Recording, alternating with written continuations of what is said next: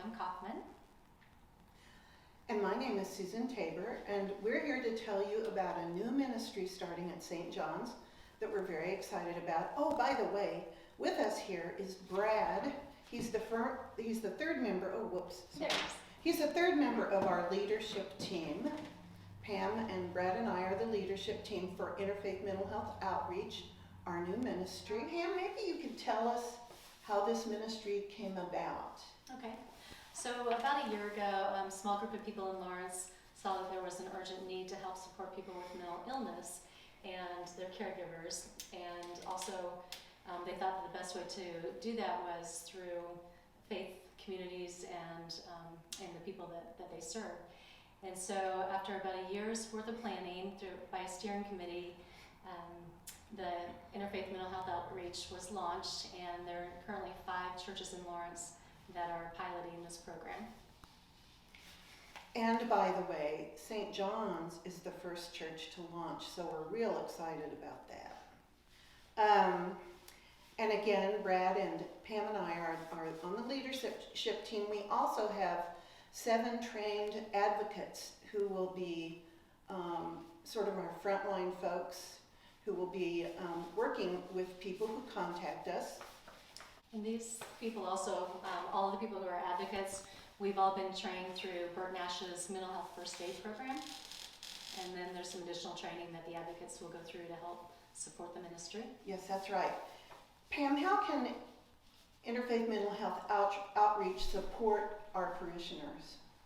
So although this is not a therapy or an emergency ministry, we can help connect people to community resources that can help with their situation, and also we want to provide spiritual support during their journey with whatever they might be experiencing. What type of situations might someone call about? So for example, someone might be seeking help to find treatment or counseling for mental illness, or also substance abuse such as alcohol and drug abuse.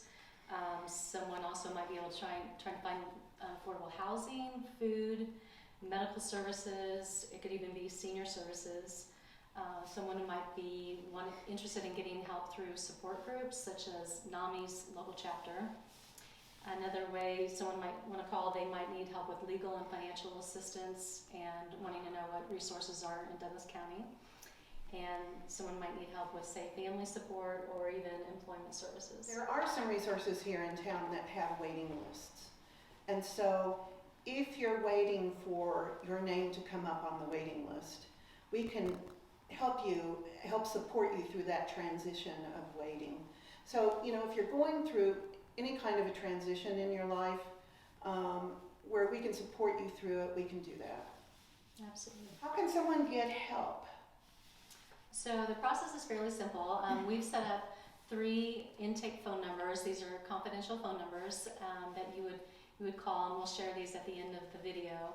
But once you call the number, you'll speak with a person who will take some basic information, and then we're going to refer you to one of our advocates. And again, these are all confidential calls.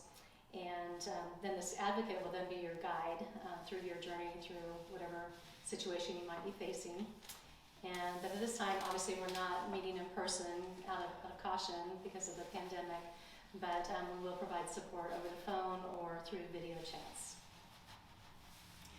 Some other things we'd like you to know include you are not alone. Confidential support is just a phone call away. Also, it's important for someone in need to know that they have choices, and asking for help is a choice. Spiritual and social support from your faith community can be life-changing. And Interfaith Mental Health Outreach is here to provide hope, love, and guidance on your journey. And since the phone numbers will be shown on the screen and not spoken, if you can't see the screen, if you would call the church, they've got the phone numbers and they can give them to you. Thank you for your time. Thank you. Have a great day.